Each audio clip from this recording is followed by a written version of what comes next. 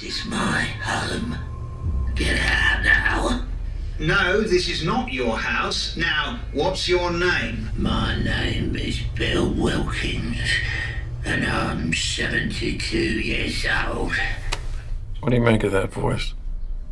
Sounds confused. Is he senile? The voice on this tape is coming from an 11-year-old girl. Everybody, welcome to What the Flick. I'm Matt Atchity, Alonzo Duralde, Christy Lemire. We are here to talk about The Conjuring 2. Why wouldn't they call this the second Conjuring? Another Conjuring. Another Conjuring. Look who's conjuring now. I still know what you conjured last summer. The Legend of Conjured's Gold. Son of Conjuring. Conjuring 2 is indeed, as you might have figured out, the sequel to The Conjuring. This time, Patrick Wilson and Vera Farmiga as 1970s paranormal investigators go to London to find out why a little girl is levitating and talking like a 72-year-old man. Take a look. They're calling it England's Amityville. There is a family that desperately needs our help. After everything we've seen, there isn't much that rattles either of us anymore. But this one still haunts me. Does it feel like the voice is coming from inside you? More like it's coming from behind me. Like I'm being used. Janet, are you all right? Stop calling me Janet.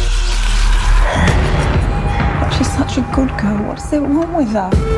An oppressing spirit will try to force you to commit the ultimate sin. And what's that? Murder, suicide, or both.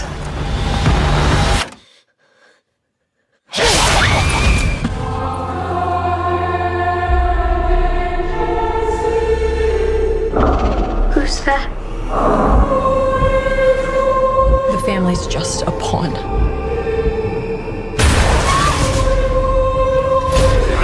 Something inhuman wants to kill you. If we keep doing this, you're going to die.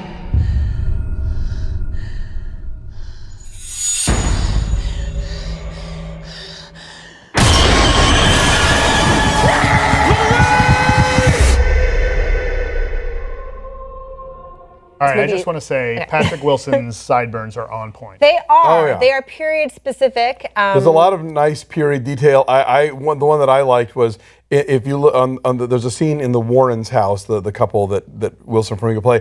They've got that Will and Ariel Durant, The Story of Civilization, six-book set, which all of my parents' friends had in the 70s. Nobody read it, but every house had that six set. They had to have them. Yes. This movie is scary as shit.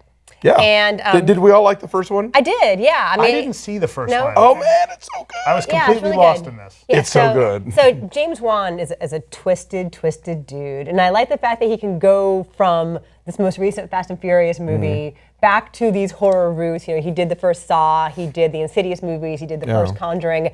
And like the tone is so precise and it's so tense, and he really takes his time and lets us get to know this family, which makes a huge difference as far as how engaged we are, whether they make it out alive, whether they maintain their sanity or survive. And the period detail is really rich and really specific, but just just the tension, you know someone's there. Right. But it doesn't hit the regular rhythm. Like his rhythm, his timing is good enough that you get to a point where you think, okay, now the jump's coming, and he'll mess with his timing.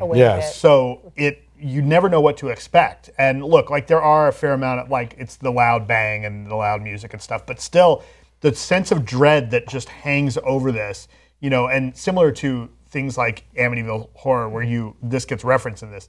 There is that moment where you have these thoughts like, why are they still in this house? But then you realize, because they're not in a financial position to just up and leave, right? Yeah, the movie does a good job. The first movie does that too, where it's like, we just bought this thing. We can't, And this family is really poor. They have nowhere else to go. Their dad's not around. You're right about the timing, and it's not even just within scenes where the scare doesn't quite come where you expect. In the broader sense, I think that Juan realizes that we all kind of know the beats of a haunted house movie, like the discovery, and then this happens, and the experts come in, and he very cleverly kind of shuffles the moments around so they don't happen in the order that we expect. Things don't, paths of the investigation don't lead where you think they're going to go.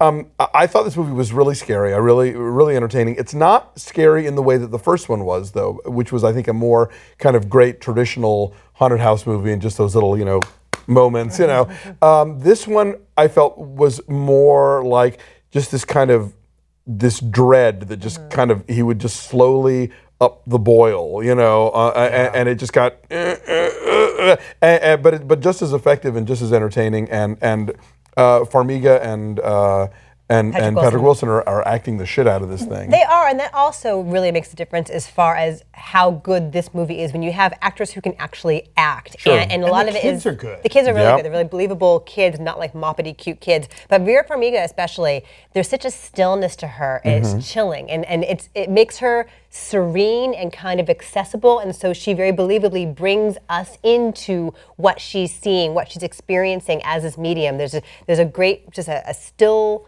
quiet presence about her, and there's like a wisdom about her that makes all of this crazy stuff believable. Yeah. Oh, and Frances O'Connor as the mother is really great too. Yeah. But yeah, I mean, like James Wan, I think he's one of those directors where the movies he does now are sort of considered these kind of like disposable hits, but he's the kind of guy who's going to get retrospectives in 25 years because, making just solid genre movies like this is not easy, and it can very easily be done wrong, as we see all the time. Well, and it's interesting because it comes up that like critics don't like horror movies, right? And I think a lot of that is because there's a lot of horror movies where the directors and the writers are coming up with creative kills. And look, there's an audience for that. Don't get me wrong. This one, Juan's not interested in that. Juan is interested in tone, and he plays the audience like a violin. Like the tone, he's so good at manipulating the tone that sometimes you get to these points where you're like, you just know some huge monster is going to jump out, or there's going to be some terrifying scare, and then he doesn't hit you with it. And then it just cuts to the next scene, right? That happens a couple times, and it really leaves you off balance. And by the end of the film, like you kind of don't know what to expect. And I loved that. I love being manipulated that way. That was such a treat that a director of a scary movie really knows what he's doing that way. And he uses all the tools, uses the music and the silence and the deep bass notes, and the way it's shot is it's beautiful camera work, really long tracking shots, like through hallways and in and out of windows.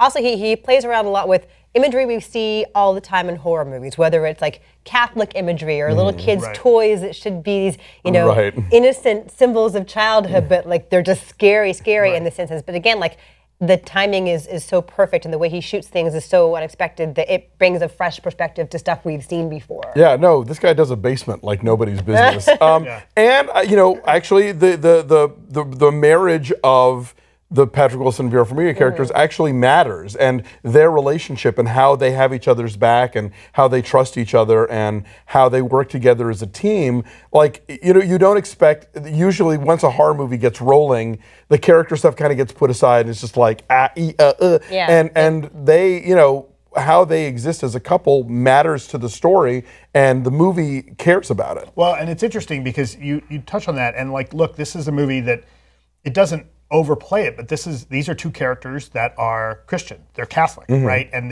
their faith helps them get through this. I mean, you can make a case that this is a faith-based movie, right? Their faith helps them get through. I think all exorcism movies are like totally ads for the Catholic Church. But this one, look at all the good we do. They come up against stuff like their faith is a big part of who they are, and their value, like their idea of being a family is something.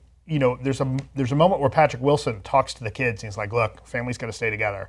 Like, how do you deal with bullies? There's that whole bully speech where he talks to them and reinforces to them the idea that that the British family is in this together, and then that plays out for them. Yeah. And it's like a real story in a horror movie. It's kind of satisfying. All right, well then what are your numbers? I'm actually going to raise my number because I realized that the number I gave it is not corresponding to all the awesome things I said about it. So I'm going to give it an 8. I'm going 8.5. I think it's terrific. You changed your number then. Wait, did I? Oh, sorry, 7.5. 7.5. Sorry, yes. 7.5. I will stand with that. Okay. I will go 7.7 and make it easy. Don't make me do math again. No. What was yours? Mine's 8. Okay, so it's 7.8. It's 7.8. 7.8. And where is it in the It's tomato in the meter? 60s on the tomato meter. Not high enough, people. Oh, come on. This is a really good movie. It's solidly entertaining. If you want to be scared, go see it. Bye.